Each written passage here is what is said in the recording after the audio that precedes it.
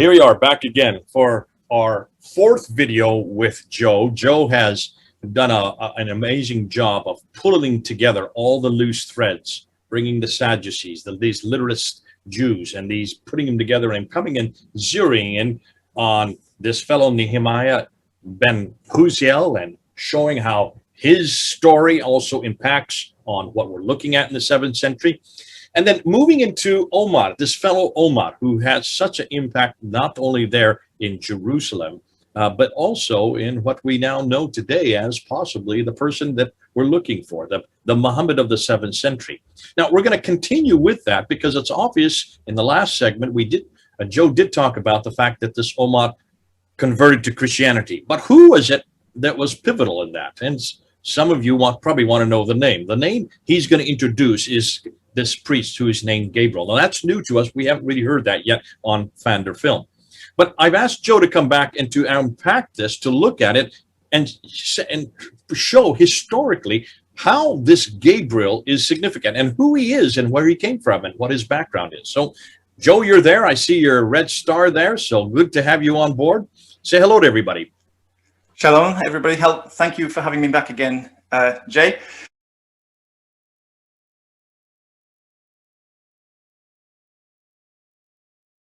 I'll just go through my methodology to explain how I work this out. Of course, you know I'm coming from the perspective of an interest in Jewish studies, I suppose, Judaism or Middle Eastern Judaism, and the rise of the Arab state. Because at the time when I came across certain things, looking at the story of Nehemiah ben Huziel and the time of the events, from my own interest in Judaism a long time ago, very long time ago, I started to become aware of certain things when I was looking for the continuation of that story and looking to see if there was anything historical that could corroborate that story, Jewish artifacts in the 7th century. The artifacts which were appearing, the new Jewish artifacts which were appearing, had already been claimed by Islam. In Islam, they hate the Umayyads. They've got nothing to do with the Umayyads. You know, the Abbasids deleted and got rid of somehow everything that the Umayyads have to say. And they also don't like Jews very much, as you know. And so the idea that I came up with is that maybe they were trying to get rid of something Jewish about the Umayyads, or the origin of the Umayyads. So those artifacts, and started to look at passages from fragments of the Qur'an, the Quranic materials, let's call them. And I was trying to compare it with poetry, Jewish poetry, and something called the Sefer Zadok as well, to try and see if there was any kind of correlation between those things. Just trying to pull together as many artifacts I could. I didn't care if somebody else has already claimed it for their history, whether it was Christian history or Islamic history. I didn't care. I was just wanting to pull all the artifacts together, which could be relevant, which looked Semitic, and I thought, put them on the table and started to build this story. Then once I had that, obviously I can't use the standard Islamic narrative because it's saying everything is belonged to Islam, but I started to look for anything from non-Islamic sources. Hence, Robert Hoyland's book, Islam as Others Saw It, was very useful for those sources, which could correspond to telling us the story of the Jews in the 7th century. And then finally, once I had a kind of a picture, I thought that I should look to the standard Islamic narrative to see if there were any echoes. So that's the idea, is looking for echoes in the standard Islamic narrative.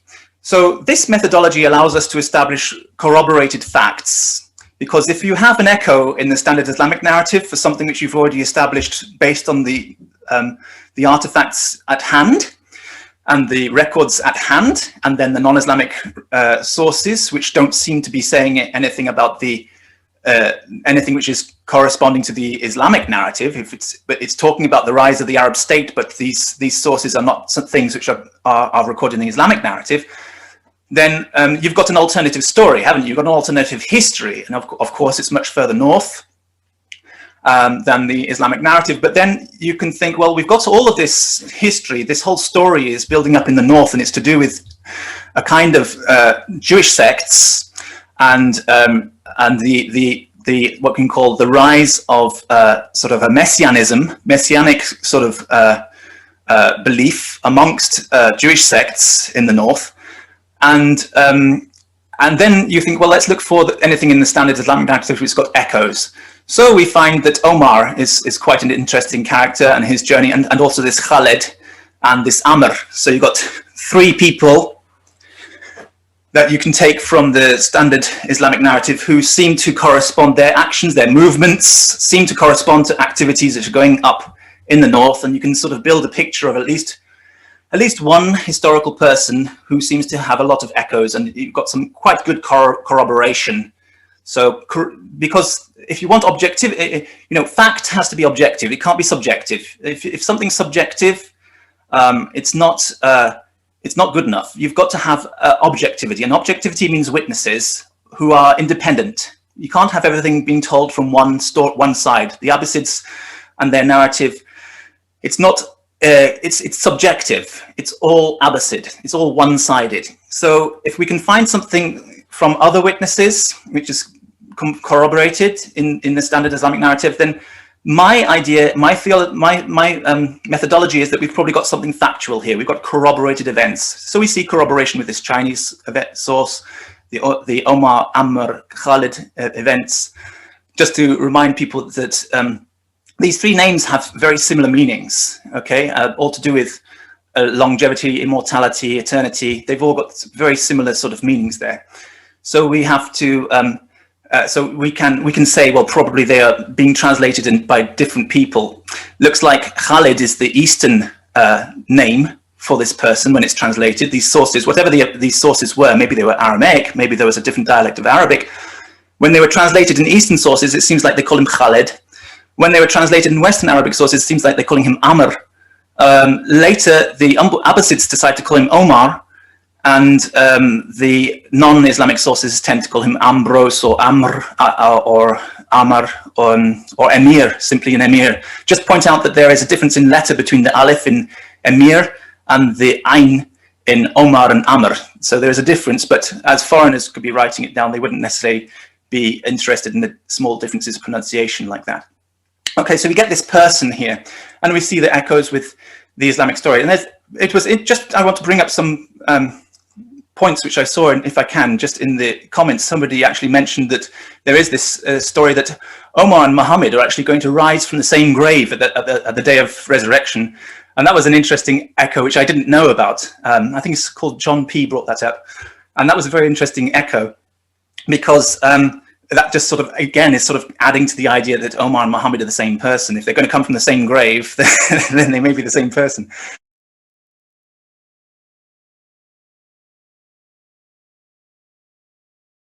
So if he's the historical Muhammad, and he's doing all these activities in the north, these invasions in the north, and then he seems to, towards his end of his life, softens greatly towards Christianity. And at the end, we've got this coin, which is dated around 647 with Muhammad written on it from Robert Spencer's book. And it's a Byzantine coin, and it looks like the kind of Byzantine coins we have before with emperors holding crosses on them. But there's a few distinct things about this Byzantine coin.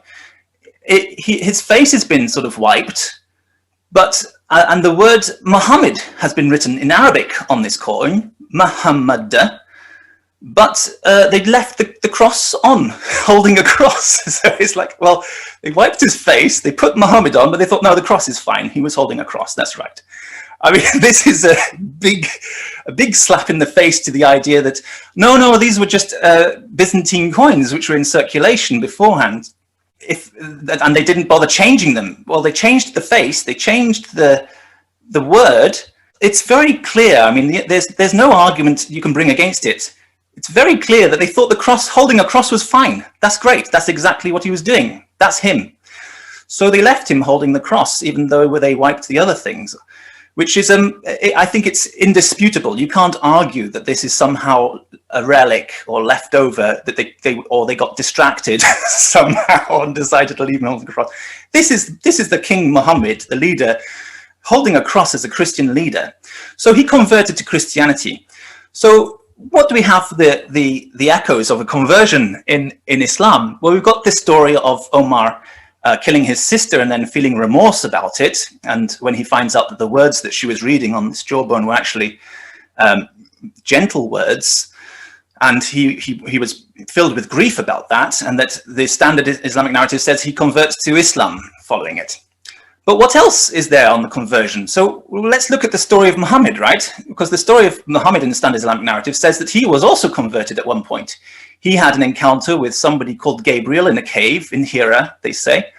Or he used to meditate in the caves of Hira, they say, and he had an encounter with this Gabriel, and he was shaken by it, and he converted to a new religion. A new religion came to him at that point. So there was a kind of a conversion moment in the standard Islamic narrative concerning Muhammad too.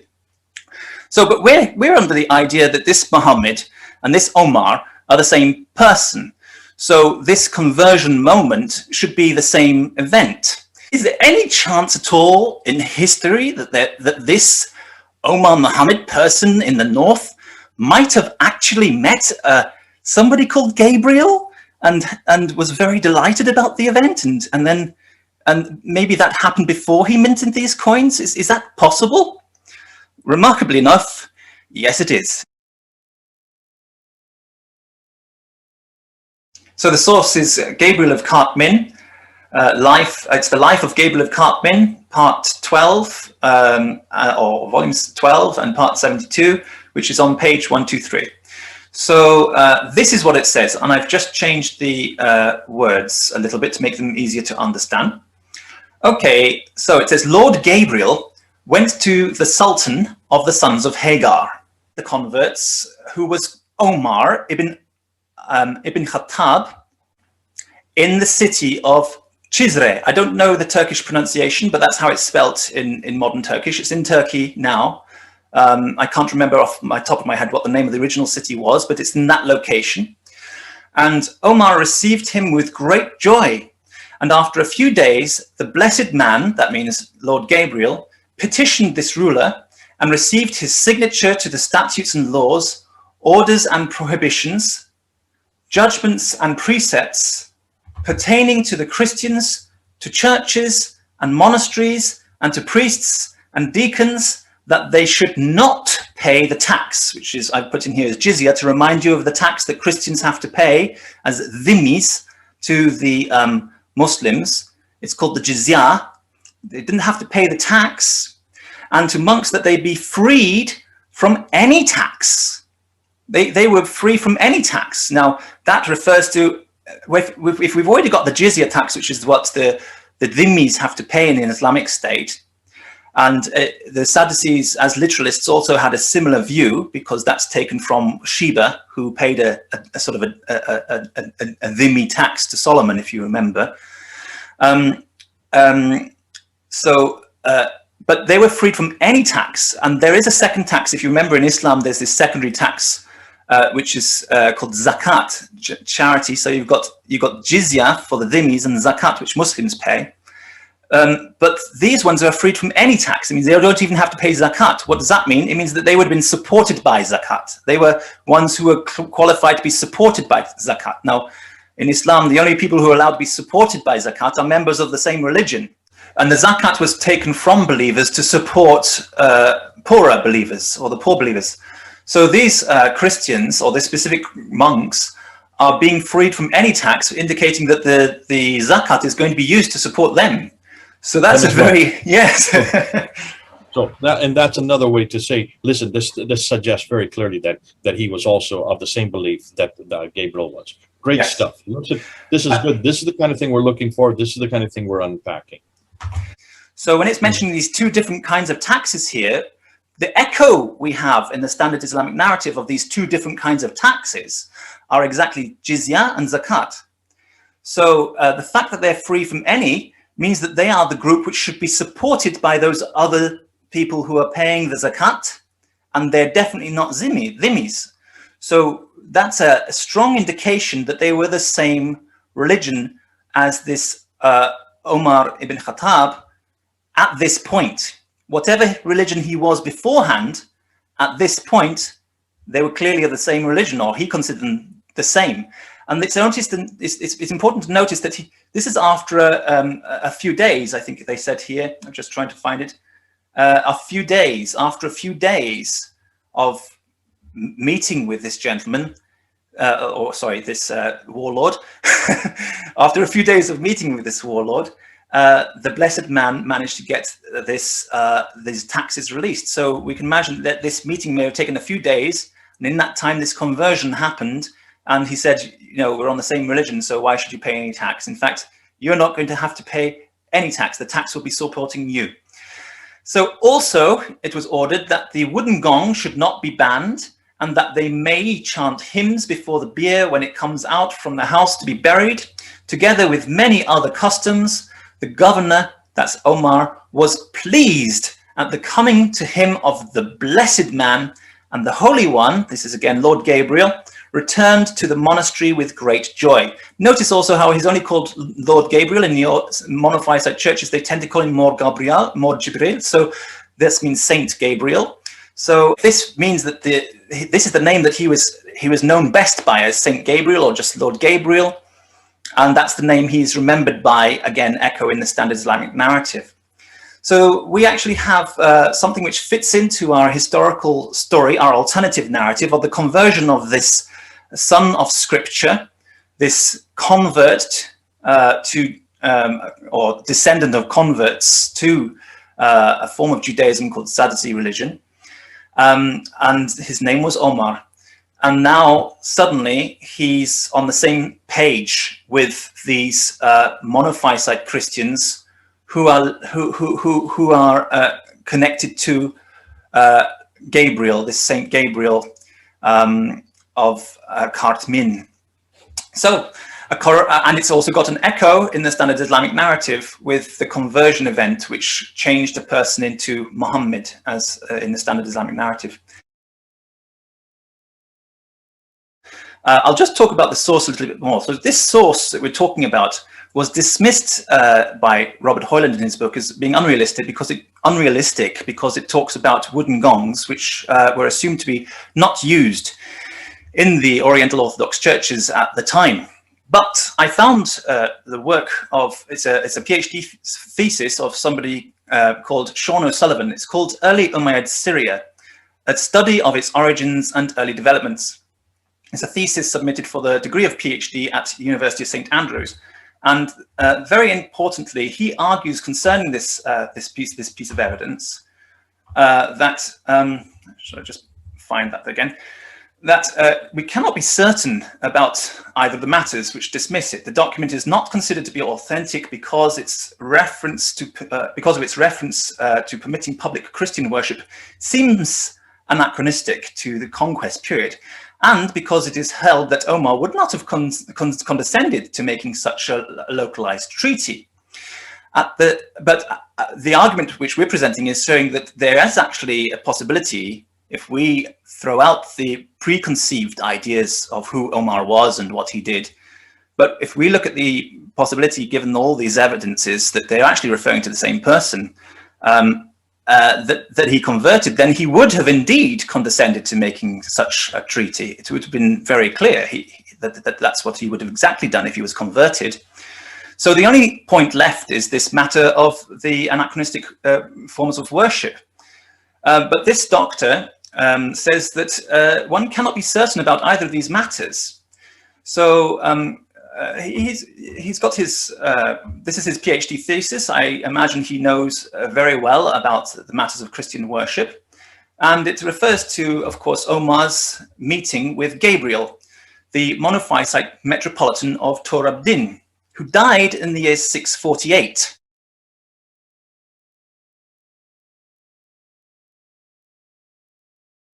And that's 1 year after the date that, well, it's a confirmed date. Scholars accept that this Muhammad coin could be as early as 647. That's a confirmed date. It could be as early as 647. And this Gabriel monophysite metropolitan died in 648, 1 year later. So the conversion, we imagine, could have happened sometime even before then, maybe 646, 645, 644. It's difficult to know exactly.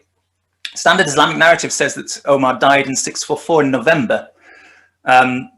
It's possible that he was then, and there is also the story of this meeting of the emir who met with John of the Cedar earlier in that year. I think it was April or March in 644, that he met with John of the Cedar and had this discussion over the Gospels and decided to have the Gospels translated into Arabic.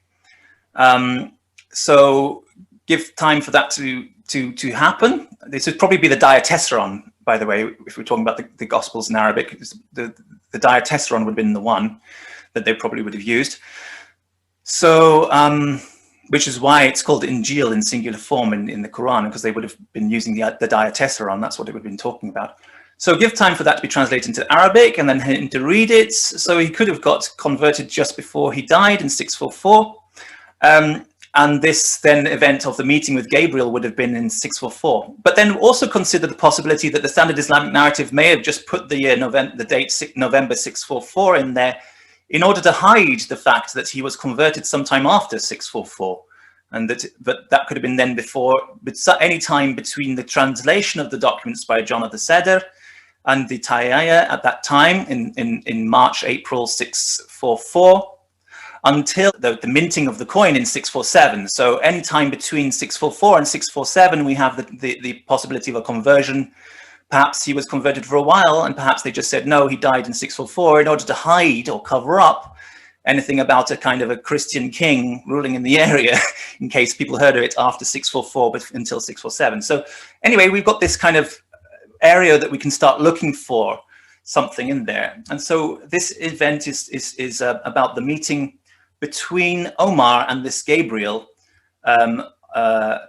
the Metropolitan of Torabdin. Before you move on, what you're doing, basically what you're saying is this meeting could have happened. This is perfectly legitimate. Yeah. The discussion that Hoyland brought up in his book was the difficulty of worshiping with wooden gongs. Yeah. But as O'Sullivan and them are saying, no, this is not a problem, because worship could have easily have been begun using wooden gongs, though Yeah. wooden gongs would have been used much later. There's nothing to say that they were also not used that early. So don't dismiss them so quickly is what you're saying. That's right. Yes, although it wasn't something necessarily widespread and commonly used throughout the Oriental Orthodox churches, we should also remember that the Oriental Orthodox Church was only coming together as a communion in the 7th century, alongside, like almost competing with the emergence of Islam amongst the monophysites. The very large group of monophysite Christians, which Heraclius was very keen on trying to absorb into the Byzantine church, they're called acephali or akephali. Kephali refers to, or cephalic is, cephalic areas of the brain. It means the head, cephalus. So acephali means without head, without bishops, without a clergy, if you like. They were essentially, they were a low church. They were essentially low church, almost like a proto-Protestant, if you like, at very early Protestants, if you like, amongst the monophysite churches. So in the 7th century, we know for a fact that there were kind of like almost evangelical monophysite Christians in existence in the Middle East, who were charismatic. They followed people who they felt were inspired by the Holy Spirit. They didn't have people who like a structured hierarchy of priests and bishops like that. That's why they're called acephali. And they also were called Paulicani, and they became known as Paulicians later. That's a whole story in itself, because the Alevis of Turkey and the Kurdish Alevis believe that they descend from these Paulicians, and that's a very interesting point. But so we have these monophysites, and then at the same time in the 7th century we have the emergence of the Oriental Orthodox Communion, which is where you have the patriarch of the monophysites in Alexandria meeting with the patriarch of the monophysites in Syria and the patriarch of the monophysites who are Armenian monophysites. They gradually have their meetings together, and they establish a memorandum of understanding, if you like, to come into communion with each other and become an official organized Oriental Orthodox Church. And that starts to happen in the 7th century at the same time that Islam, or the Umayyads, are developing Islam. So it's like there's a competition between them to absorb these monophysite believers, or to absorb these monophysite sort of charismatic Christians, essentially. So this event happened after John of the Setters Tayaya had translated the Gospels for him. And it's another clear sign that Omar was converting to the monophysite belief, I believe, the monophysite belief in Jesus. Because remember, the Quran is a monophysite text. That's argued by Gunther Lulling, who mentioned last time, and Peter von Sivers, and Luxembourg, and others, yes, and myself included. So, and it leads to the strong possibility that at least some of the Quranic materials that Omar received could have even been poems about, for example, think about the seven sleepers of Ephesus, poems or texts written or introduced to him by this monophysite Gabriel, Syriac Orthodox Christian, or monophysite Syriac or monophysite Orthodox Christian. And this is in keeping with the evidence discussed, as I said, by these great scholars, that the Quranic materials were from monophysite Christians. So this what has been supported by the 2015 discovery of those two folios in Birmingham, Birmingham folios of chapter 18, 19, and 20, which also include the seven sleepers of Ephesus, also include James the Lesser, and also includes the story of Moses, all of which would have been in existence and would have been used and would have been passed around in that Arabic. Interesting, the Arabic that they used was an Arabic from much further north, not the Arabic that is Sabaic that would have been used in Hijaz. And we might even be looking at the exact pages which were given to Omar, written out specially for him in his dialect by this Gabriel specifically. And that could be the origin of the idea of Gabriel giving Muhammad the Quran, you see. It could exactly be this Birmingham manuscript. Okay, you've said it here. Let's see if this is what we're going to come in. And that's a great thing what you've just said. Is this the Gabriel, not the Gabriel the angel that the standard Islamic narrative has now reinterpreted as? Yep. It is no longer that Gabriel. It is actually just a priest called Gabriel. That's right. That's right. It could be this Saint Gabriel, not the other Saint Gabriel. Remember that in Orthodox churches, Saint Gabriel tends to mean the angel Gabriel.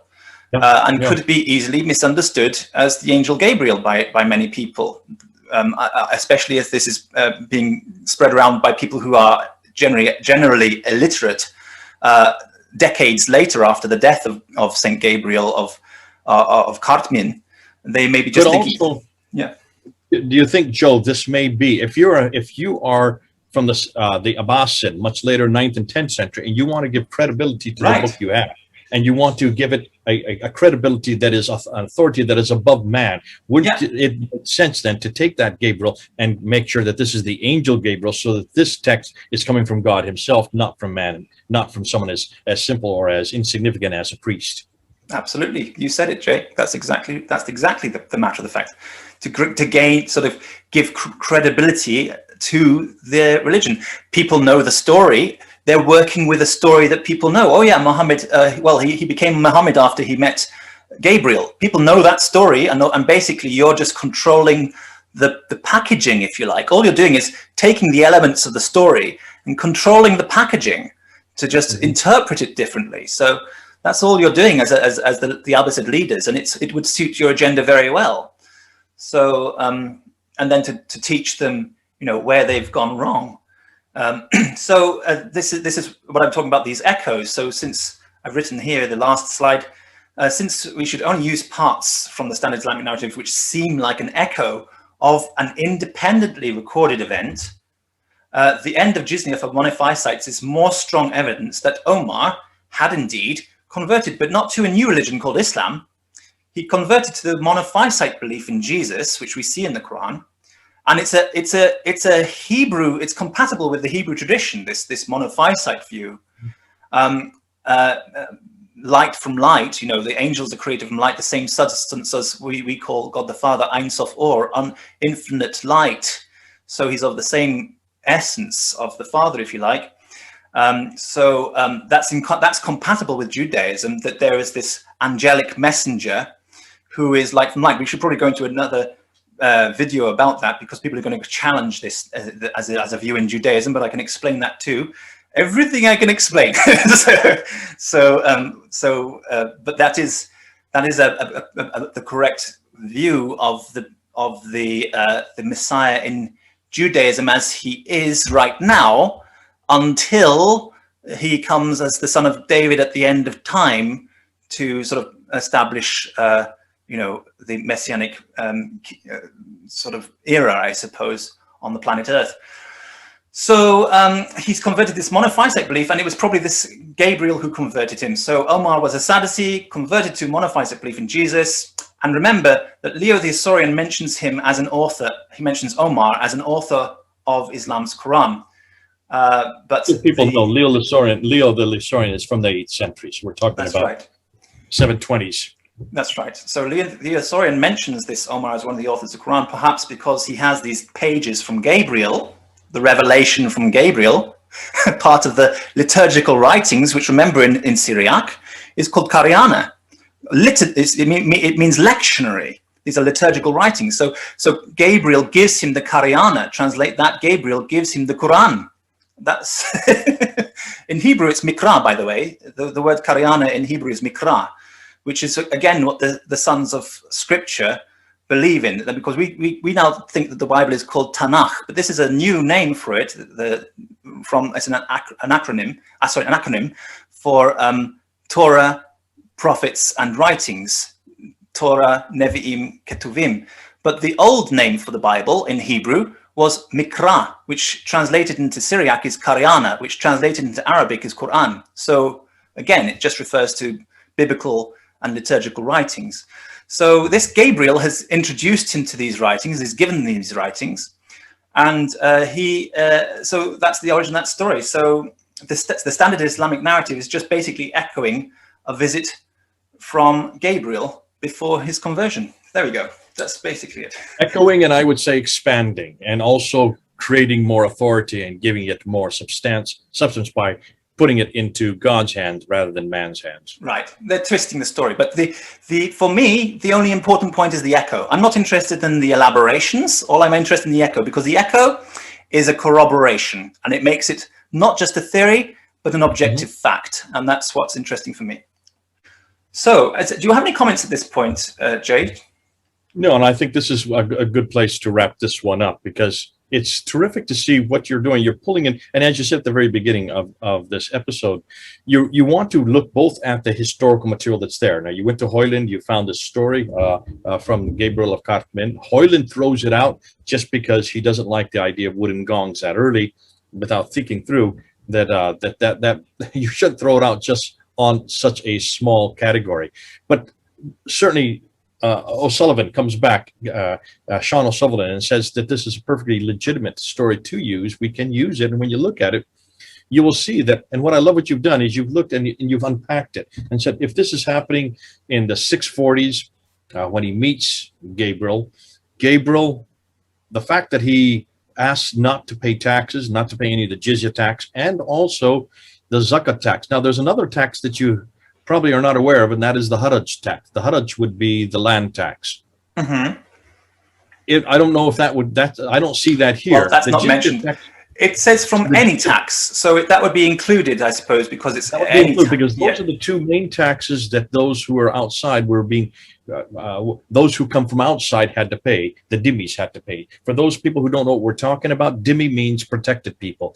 These are those who do not belong to the powers that be, and so they would have to pay a tax so that they could be protected from outsiders. You might say these are the tax that you pay for the military and for the upkeep of the country, but they would have to pay for it because of the fact that they don't participate in the military, they don't participate in the government, they're not permitted to do so. That's why they have to pay this jizya and the kharaj tax on their land. The zakat was uniquely for the believers themselves. And the fact that he is included in this, you're suggesting, am I hearing you correct, that he would also have been in the same religion as Omar. So both Gabriel and Omar have been carrying the same faith. Okay, well, thanks so much. Listen, those of you who heard it, you've now heard it from Joe's own mouth. And go ahead and respond to it. We'll look at the comments and we'll try to come back. Now, we will be doing a set of Q&As. Joe will be responding to your questions. We'll bring him back on board so that he can get to those questions which are serious. We're not going to be talking about, we're not going to go and refer to any of the trolling. We are interested in those who are engaging with this material publicly. God bless you. This has been great having you, Joe. They're 3,000 miles away. Joe and Jay, over and out.